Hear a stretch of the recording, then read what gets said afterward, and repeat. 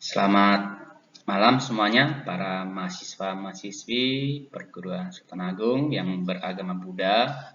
Sebelumnya, terimalah salam dari saya, Namo Sayang Budaya, Namo Buddhaya. Sebelum kita melanjutkan ke pokok pembahasan selanjutnya, ada baiknya kita berdoa terlebih dahulu. Ya, saya persilahkan untuk kalian semua berdoa dalam hati. Semoga apa yang kita pelajari pada malam hari ini memberikan manfaat yang berguna bagi diri kita dan bagi semua makhluk pada kehidupan sekarang dan yang akan datang. Oke, silakan doa dimulai. Ya, doa selesai. Pada pertemuan hari ini kita akan membahas mengenai kehidupan harmonis. Mengapa kita membahas mengenai kehidupan harmonis? Ya, kita sebagai manusia, ya, kita adalah makhluk sosial, ya. Kita tidak bisa hidup sendiri. Kita tidak bisa memenuhi kebutuhan hidup kita sendiri. Buddha juga mengajarkan kepada diri kita bahwa kita itu harus saling berbagi, ya. Dengan demikian penting bagi kita untuk menerapkan kehidupan yang harmonis, ya. Mengapa kita harus meningkatkan kehidupan harmonis? Ada satu alasan lain, ya. Semakin banyaknya orang-orang yang berinteraksi dengan diri kita, maka kita juga akan semakin menjumpai berbagai macam karakter-karakter orang yang kadang karakter mereka itu tidak sesuai dengan kewajiban atau haknya. Ya, contohnya perilaku-perilaku buruk yang mereka terapkan yang tidak seharusnya mereka terapkan. Dengan kata lain, dalam kehidupan sosial saat ini masih perlu ditingkatkan yang namanya penerapan etika dan moralitas. Yang selanjutnya bahwa kehidupan harmonis itu tidak muncul dengan sendirinya, harus dipupuk, harus dibina sedemikian rupa agar dia tumbuh dan berkembang, berakar dalam diri setiap manusia sehingga menjadikan kehidupan harmonis itu sebagai suatu karakter diri sehingga terciptalah namanya kedamaian dalam kehidupan sosial. Jadi inilah pentingnya bagi kita menerapkan kehidupan yang harmonis yang merupakan salah satu ajaran Buddhis yang perlu kita terapkan.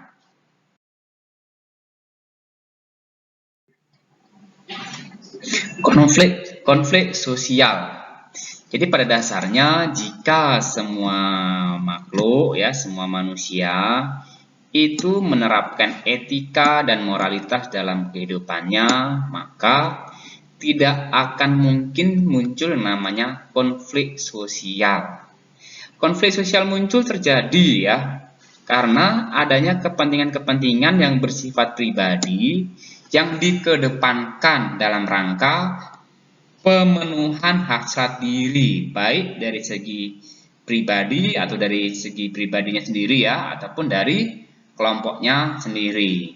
Karena adanya mementingkan kepentingan dirinya sendiri dan golongan, maka muncullah yang namanya konflik sosial. Karena pada dasarnya orang yang mementingkan diri sendiri berarti mengutamakan kebutuhan diri dengan mengabaikan yang lainnya. Ini yang biasanya terjadi dalam kegiatan bersosial. Maka pentingnya kita harus menghindari yang namanya konflik sosial. Efek dari konflik sosial itu yang pertama adalah menciptakan ketakutan dan kecemasan. Ya, jadi setelah tidak langsung ketika konflik sosial muncul maka orang tidak memiliki diri yang damai dan tenang. Mereka diliputi oleh ketakutan dan kecemasan yang muncul dari adanya konflik sosial. Ini bisa kita lihat dalam kehidupan nyata, misalnya dalam berita kita lihat konflik sosial antara pemerintah dengan lembaga ormas tertentu, sehingga banyak muncul berbagai macam namanya opini-opini dan sebagainya yang kadang membuat kita itu merasa kurang nyaman. Ya, efek selanjutnya dari konflik sosial adalah munculnya upaya memecah persatuan dan kesatuan dalam masyarakat. Ini sudah pasti, yang namanya konflik sosial itu biasanya terjadi karena tidak terpenuhinya harapan yang diinginkan oleh suatu pribadi atau golongan, sehingga berupaya melakukan hal-hal yang mengganggu ya terjadinya keharmonisan dalam suatu kegiatan interaksi sosial. Dengan kata lain, konflik sosial itu menciptakan perpecahan dalam kehidupan bermasyarakat. Ya, konflik sosial secara lebih luas juga akan menyebabkan atau memunculkan peperangan dan kejahatan. Sering kita lihat karena lapar ya, orang rela mencuri ya, ketika sedang mencuri ketahuan, maka mereka melakukan tindakan kejahatan untuk menutupi kejahatan yang telah mereka lakukan. Ini terjadi karena adanya konflik sosial. Secara tidak langsung, golongan tertentu merasa mereka belum tercukupi kebutuhannya, sedangkan golongan yang lain sudah tercukupi kebutuhannya. Melihat orang lain yang hidupnya lebih senang, sedangkan diri si pelaku kejahatan itu merasa dia belum cukup, maka mereka melakukan kejahatan. Jadi pentingnya di sini adalah penerapan hak dan kewajiban dalam suatu lingkungan masyarakat, sehingga di setiap orang ya, setiap pribadi orang itu merasa mereka bisa memenuhi kebutuhan hidupnya tanpa diliputi ketakutan dan kecemasan, kelaparan di hari berikutnya atau hari saat ini. Dengan demikian, peran dari kita pribadi untuk menciptakan keharmonisan juga dibutuhkan, namanya peran pemerintah dalam mencegah terjadinya kejahatan dengan cara mungkin adanya banyak lapangan kerja, sehingga kejahatan yang berhubungan dengan ekonomi semakin berkurang, ya kan? Sumber peperangan juga terjadi karena apa? Menganggap bahwa suatu negara lain membutuhkan sumber daya alam yang tidak ada di negaranya, ya kan? Karena mereka merasa mungkin negara yang adikuasa, maka mereka melakukan penekanan terhadap negara yang lebih kecil, sehingga muncul namanya peperangan. Karena yang namanya makhluk ya, itu kalau ditekan-tekan terus pasti akan berjuang untuk menghindari tekanan. Yang selanjutnya, konflik sosial itu berakar dari kebencian, kebodohan, dan keserakahan. Ini merupakan sumber dari segala sumber yang memunculkan berbagai macam konflik yang ada di dunia, bahkan mungkin di alam-alam lainnya, tidak hanya alam manusia, mungkin di alam peta, alam binatang, alam dewa, bahkan mungkin di alam Brahma, karena makhluk-makhluk tersebut masih memiliki namanya benih-benih kejahatan dalam dirinya. Jadi kita sebagai manusia sudah selayaknya ya berupaya sedemikian rupa menghindari menciptakan konflik sosial, dan kalau bisa sih jangan ikut bergabung dengan konflik sosial. Jadi kita sebagai siswa Buddha hendaknya mengembangkan kasih dalam diri, jangan menciptakan perpecahan dalam lingkungan masyarakat. Ya, ini pentingnya bagi kita.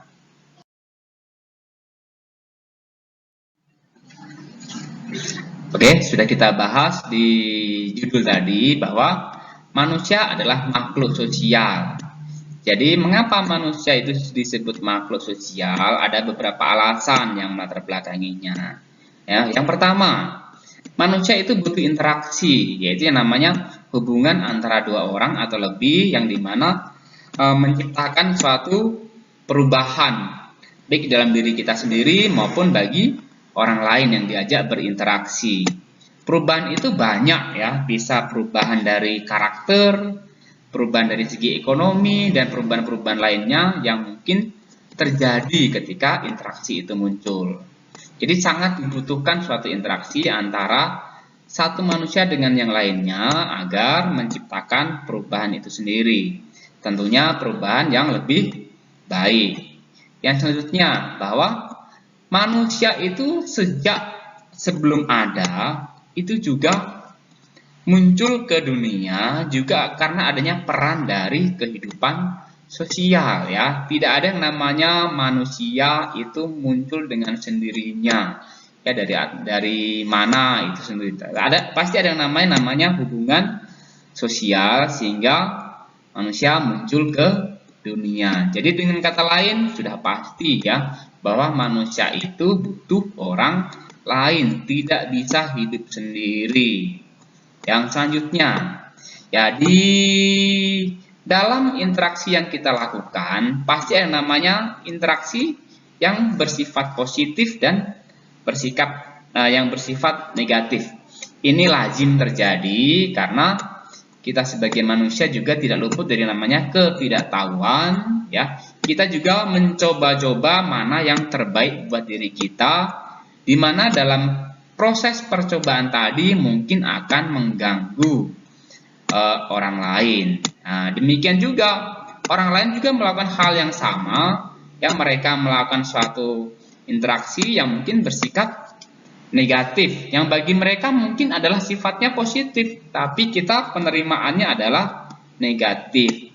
Maka sudah selayaknya bagi kita untuk lebih mawas diri, tidak terlalu berekspresi secara berlebihan atau menerima pandangan orang lain secara berlebihan dan menolaknya secara berlebihan, sehingga akan mengikis yang namanya interaksi sosial yang bersifat negatif. Nah, kita juga menjumpai orang-orang yang memang pada dasarnya jahat, ya, karena mereka masih diliputi oleh 3 akar kejahatan tadi.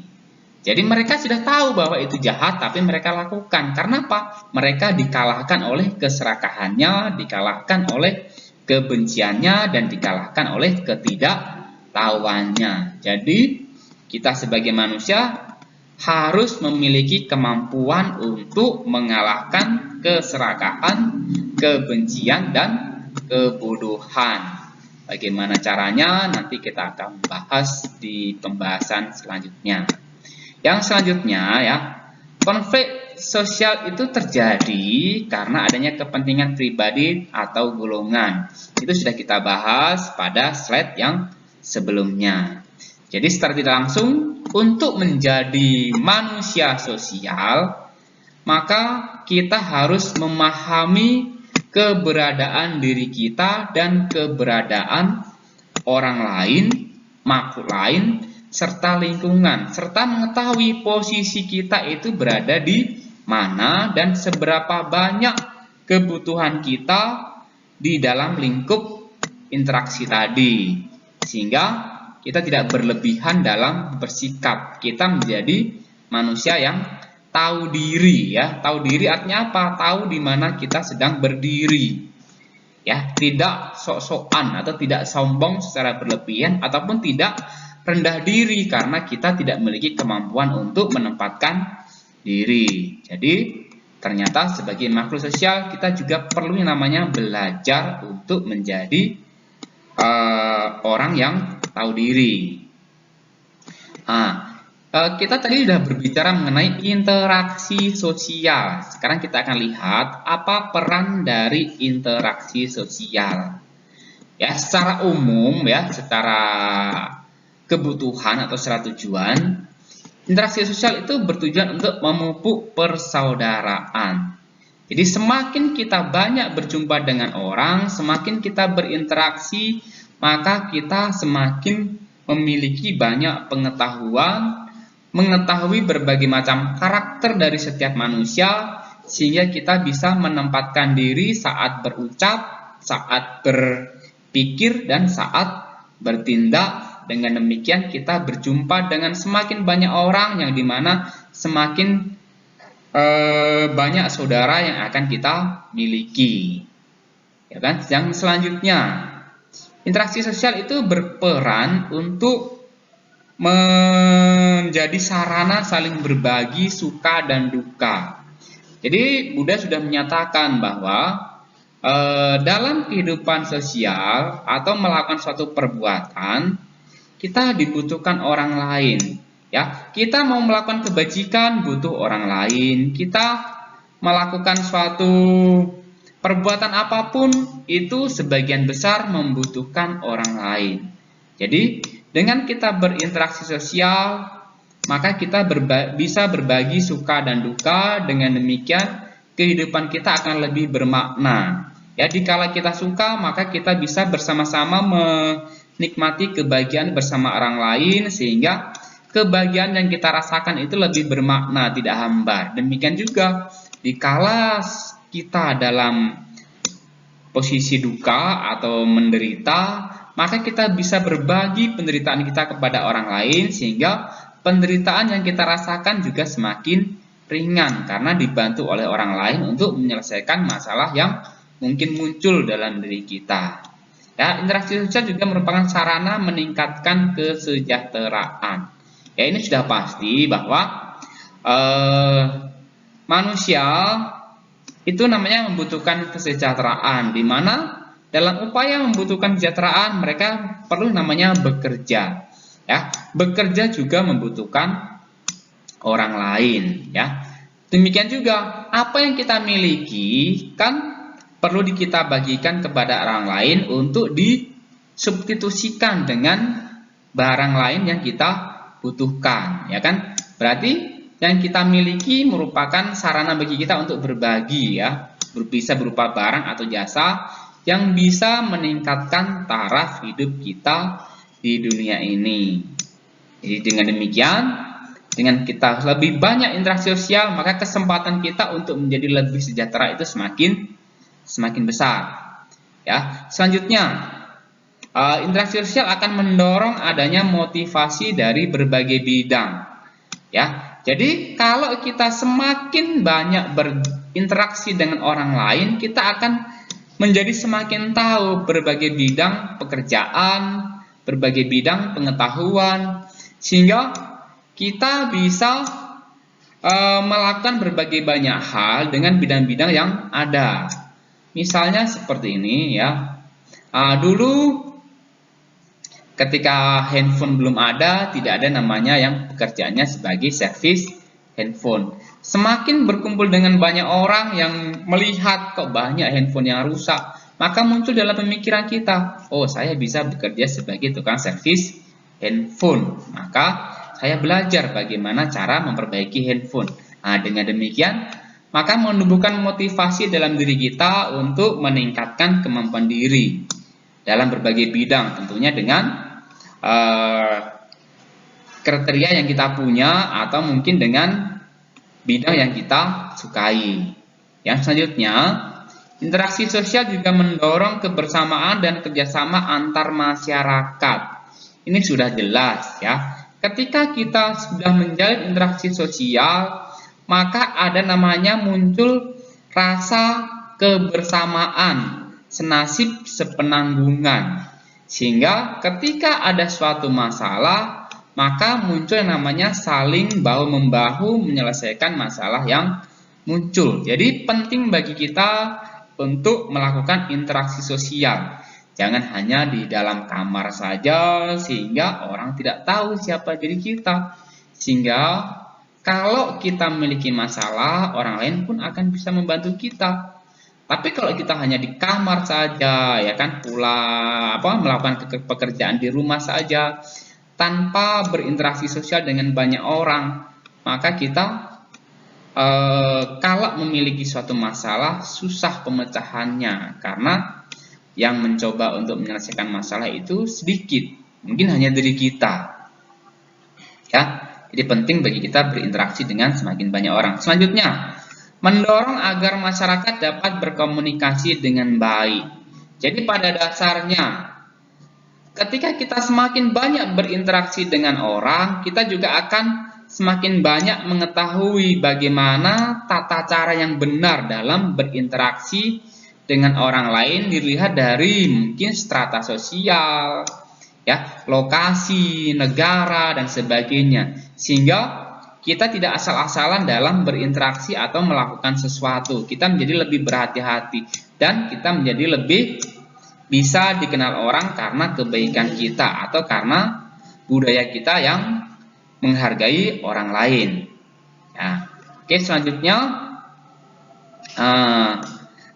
interaksi sosial juga berperan untuk mencapai kebahagiaan sejati. Ya, sudah jelas bahwa ketika kita mau mencapai kebahagiaan sejati, maka kita harus yang pertama adalah menerapkan kebajikan kepada orang lain. Dengan demikian, semakin banyak kita berbuat kebajikan kepada orang lain dan diri kita sendiri, maka sila kita akan semakin terpupuk dengan baik, sehingga kita bisa meningkatkan kemampuan dari segi samadhi dan kebijaksanaan. Oke, nih ini bisa kita lihat dari khotbah Buddha dalam Uddaka Nikaya bahwa semakin banyak kita bersemangat ya dalam berbagi dengan orang lain, maka kita akan semakin bahagia.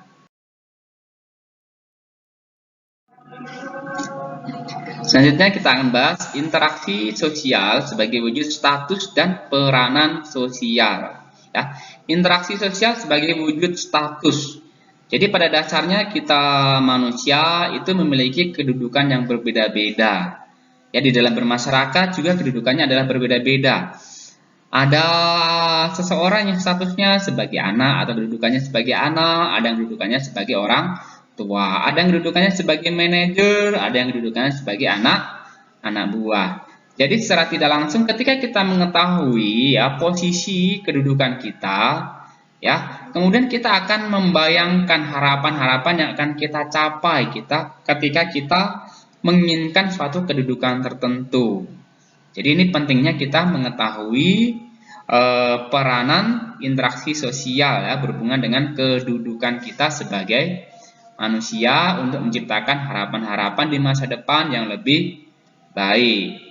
Selanjutnya interaksi sosial sebagai peranan sosial. Jadi kita ketahui bahwa kehidupan sosial itu dinamis ya, seperti roda yang berputar ya, itu akan selalu berubah-ubah.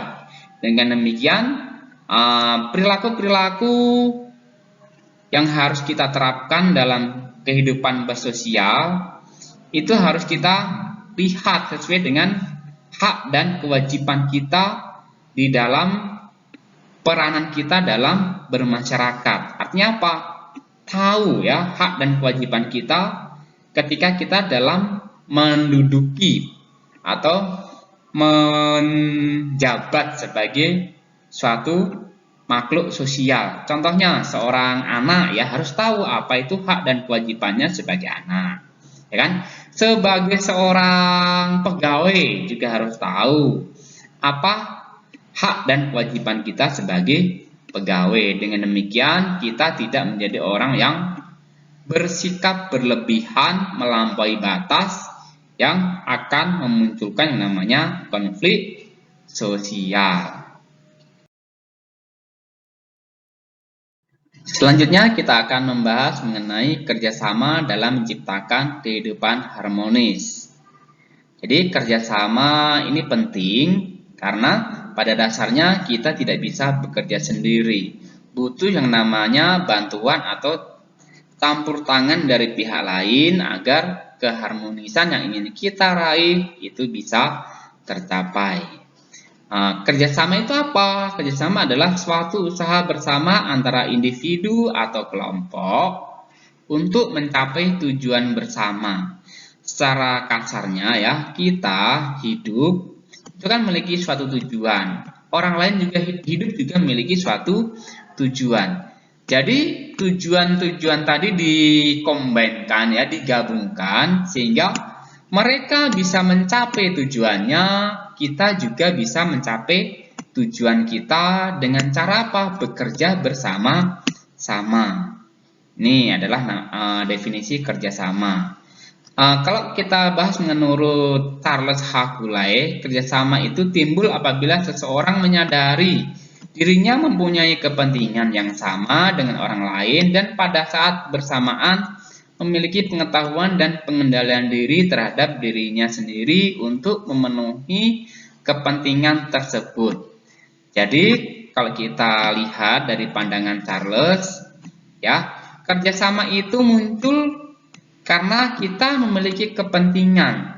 Dan kita tahu bahwa untuk menggapai suatu kepentingan, kita harus tahu siapa-siapa yang ingin kita ajak bekerja sama.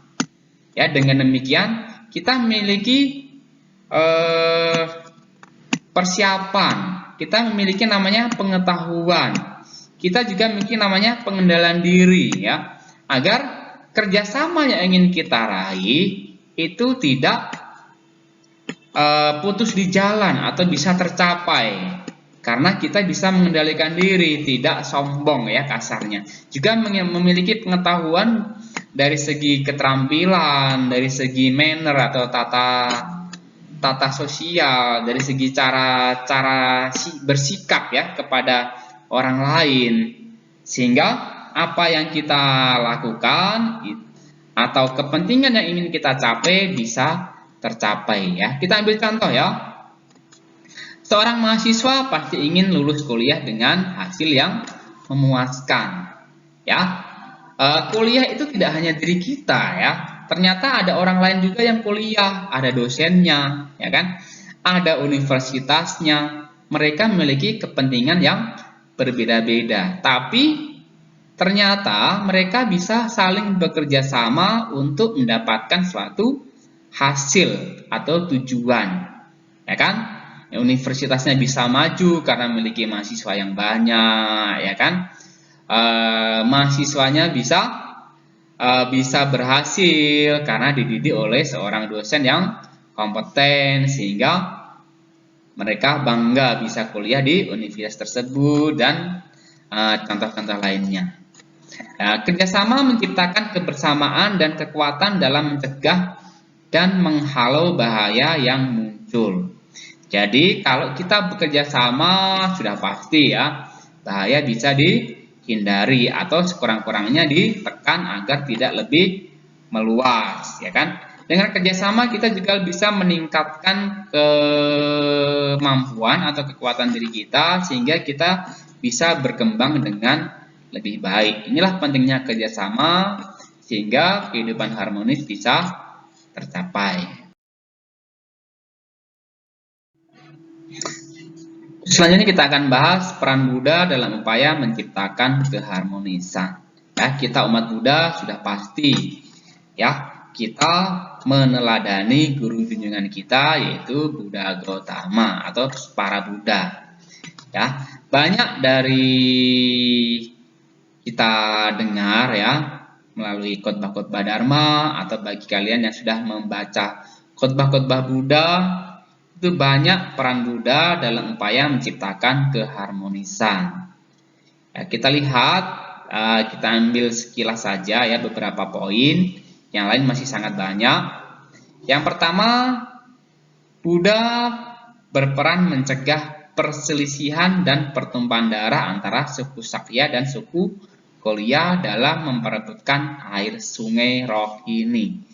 Jadi kalau kita lihat, ya, Buddha adalah sosok pecinta kedamaian, bukan sosok pecinta perang, ya. Ini beliau dalam upaya membabarkan Dharma, tidak satupun yang muncul perpecahan, ya, karena beliau cinta akan keharmonisan. Jadi ketika terjadi perselisihan yang bahkan mungkin bisa memunculkan pertumpahan darah, Buddha datang, ya, Buddha Gautama datang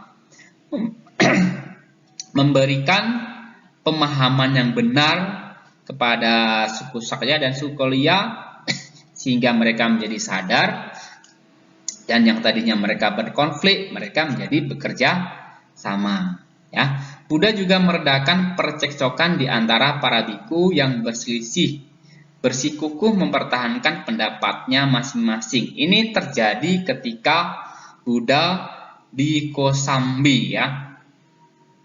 Ini karena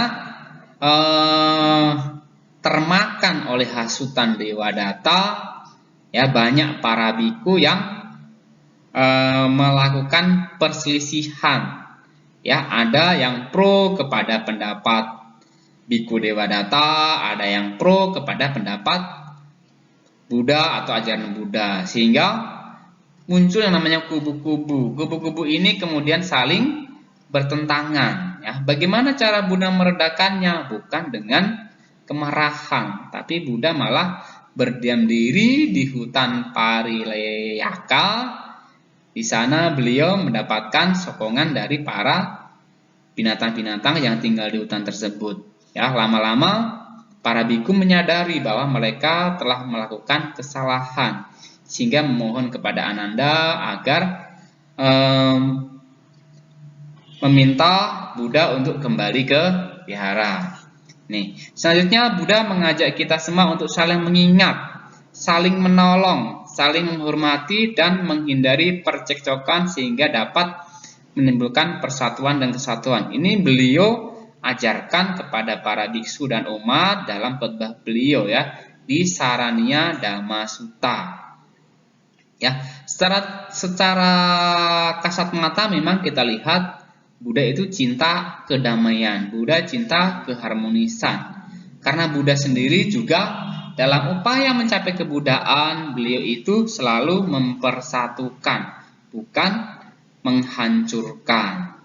Jadi, kita sebagai siswa Buddha sudah harus ya meneladani para Buddha. Tidak hanya Buddha Gautama, juga Buddha-Buddha yang lainnya dan para bodhisattva yang memang mereka bertujuan untuk mencapai kesucian. Oke, selanjutnya kita akan bahas mengenai penerapan etika dan moralitas.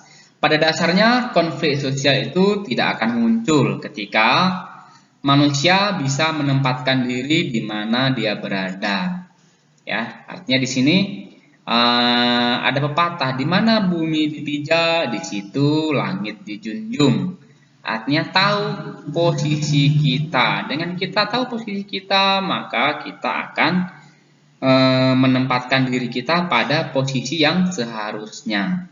Ya, nih, etika dan moralitas sebagai jalan menjaga harkat dan martabat manusia. Jadi ketika kita mengetahui hak dan kewajiban kita, maka dengan kita menjalankan hak dan dengan kita melaksanakan kewajiban kita dan mengambil hak yang memang menjadi hak kita, dengan demikian juga kita telah menerapkan penghormatan atau menjaga harkat dan martabat manusia ya. Manusia itu manusia lainnya, bukan hanya diri kita. Karena apa? Kita menerapkan nilai-nilai kebenaran di dalam hak dan kewajiban yang ada dalam diri kita. Yang kedua, perlunya memahami kondisi penerapan etika dan moralitas. Ya, ternyata mengetahui apa itu etika dan moralitas itu belum cukup kalau kita tidak memahami kondisinya ya. Karena apa? Penerapan etika dan moralitas harus disesuaikan dengan kondisi tertentu ya. Waktunya seperti apa, kepada siapa penerapannya. Karena apa? Tidak semua orang itu disamaratakan. Setiap orang itu unik, memiliki karakter masing-masing. Jadi kita harus bisa, selain bisa menempatkan diri kita hak dan kewajiban kita, kita juga harus mengetahui siapa mereka, ya kan? Bagaimana karakter mereka, sehingga kita bisa bersikap yang benar, ya, bertindak yang benar pada saat kondisi tertentu kepada pribadi tertentu. Yang selanjutnya, yang ketiga, pentingnya penghargaan terhadap kepentingan bersama di atas kepentingan pribadi dan golongan. Jadi pada dasarnya untuk bisa mendapatkan hak kita ya sudah seharusnya kita mementingkan kepentingan bersama ya. Karena kalau ego yang kita tekankan, akibatnya apa? Yang lain akan terganggu. Kalau semua orang menerapkan ego masing-masing, akibatnya apa? Kepentingan bersama akan terganggu yang pada pada tahap selanjutnya ternyata akan mengganggu kepentingan pribadi kita sendiri. Jadi pada dasarnya dengan kita mengedepankan kepentingan bersama di atas kepentingan pribadi, ternyata akan mendorong kita untuk kita bisa mendapatkan hak kita ya secara pribadi ya, dengan tidak mengabaikan hak orang lain. Yang keempat, memahami posisi diri dalam lingkungan sosial. Ini udah kita bahas ya, bahwa kita harus tahu di siapa diri kita ya, apa kedudukan kita. Dengan demikian kita bisa bersikap yang sewajarnya, tidak berlebihan ya. Selanjutnya ya, lebih mengutamakan mendahulukan kewajiban daripada hak. Ya, setiap orang memang menginginkan hak ya, tapi kewajiban seharusnya lebih diutamakan.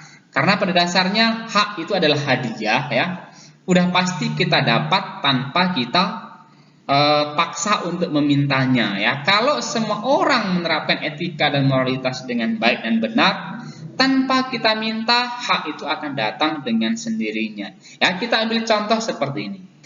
Ya, seorang mahasiswa ketika memang dia belajar dengan baik, ya kan, menerapkan etika dan moralitasnya dengan baik, ya, mendapatkan hasil yang memang hasil jerih payahnya, maka seorang guru akan memberikan hak dari mahasiswa tersebut. Tidak mungkin seorang guru akan mengabaikan hak dari mahasiswa ketika kewajiban-kewajiban mereka sudah terpenuhi. Dan masih banyak ya contoh lainnya. Jadi pentingnya kita menerapkan etika dan moralitas dalam kehidupan kita. Upaya mewujudkan keharmonisan sosial ya. Tadi kita bilang bahwa keharmonisan sosial itu tidak muncul dengan sendirinya, harus diupayakan agar itu bisa terwujud. Bagaimana caranya? Buddha dengan jelas telah memberikan arahan-arahan dari khotbah-khotbah beliau, dari keteladanan beliau ya. Kita akan meringkas apa saja yang bisa kita lakukan dalam upaya mewujudkan keharmonisan sosial yang kita ambil dari khotbah-khotbah Buddha dan nilai luhur yang telah dipraktekkan oleh Buddha. Yang pertama, menerapkan nilai-nilai luhur yang dipesankan Buddha dalam khotbah dan yang sudah dipraktekkan beliau.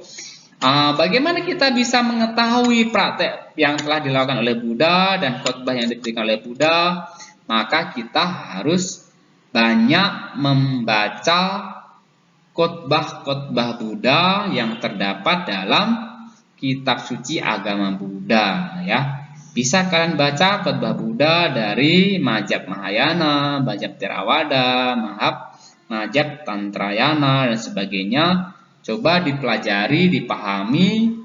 Ya, disitulah kalau kita mengetahui siapa itu Buddha, apa itu ajaran Buddha, maka sudah pasti kita bisa menerapkan nilai-nilai luhur yang dimiliki oleh Buddha.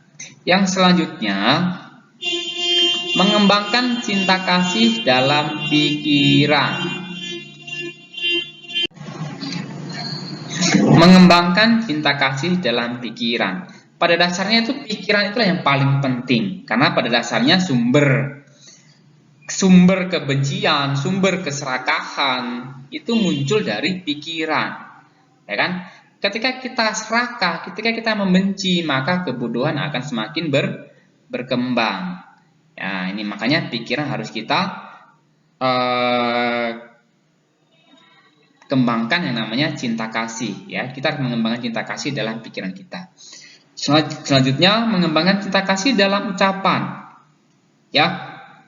Ini udah jelas ya, ucapan itu seperti sebilah pisau ya, yang tajam di kanan dan kirinya ya. Ini, kalau kita tidak pandai menerapkan pisau atau menggunakan pisau, mungkin pisau akan melukai kita. Tapi kalau kita pandai menggunakan pisau dengan baik, maka pisau akan memberikan manfaat bagi kita. Demikian juga dengan ucapan ya. Kalau kita berucap dengan cinta kasih, maka akan membantu kita untuk menjadi pribadi yang lebih dihormati dan dihargai oleh orang lain. Tapi kalau kita tidak mengembangkan cinta kasih dalam ucapan kita, maka kita juga akan tidak dihargai dan dihormati ya di dalam suatu lingkungan sosial. Mengembangkan cinta kasih dalam perbuatan jasmani. Jadi kita juga harus mengembangkan cinta kasih dalam perbuatan jasmani. Kita harus memiliki sifat yang menyawalas asih, ya kan, tolong menolong, sehingga kita dihargai dalam masyarakat. Yang kedua, yang selanjutnya, mengembangkan sila atau kemoralan. Ini udah pasti kita sebagai umat Buddha, umat berumah tangga atau garawasa, kita dianjurkan melaksanakan Pancasila. Ya, laksanakanlah itu sehingga menjadi tameng bagi kita agar kita bisa hidup lebih bahagia dalam bermasyarakat. Mengembangkan caga atau kemurahan hati. Semakin kita banyak menolong orang lain, maka kita semakin bahagia. Karena pada dasarnya semakin kita bisa banyak memberi, maka orang lain juga akan semakin menghormati kita. Ya, terus mengembangkan kebijaksanaan, bahwa apapun yang kita lakukan di atas ini semua, ya, tujuannya adalah menghilangkan kemelekatan, ya kan? Mengembangkan kasih dalam diri, sehingga apapun yang kita lakukan landasannya adalah kasih, landasannya adalah kebijaksanaan, sehingga tidak muncul kebencian dan keserakahan di dalam setiap tingkah laku kita, baik melalui pikiran, ucapan, dan tindakan. Inilah upaya-upaya yang kita bisa lakukan dalam mewujudkan keharmonisan sosial.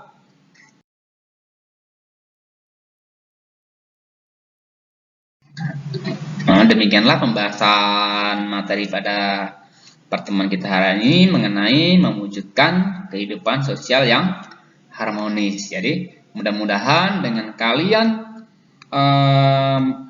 memahami slide yang saya berikan, ya, marilah kita sama-sama bisa menerapkan kehidupan yang harmonis, ya, tidak mengganggu satu dengan yang lainnya, bekerja sebagaimana mestinya, tidak saling menghancurkan antara satu dengan yang lain, hidup yang penuh dengan sopan santun di dalam kehidupan bermasyarakat. Semoga dengan kita hidup harmonis dalam kehidupan sosial, semua makhluk, diri kita juga berbahagia. Semoga semua makhluk berbahagia. Ya, pertemuan pada hari ini kita tutup sekian. Tutup dengan salam. Sadu, sadu, sadu.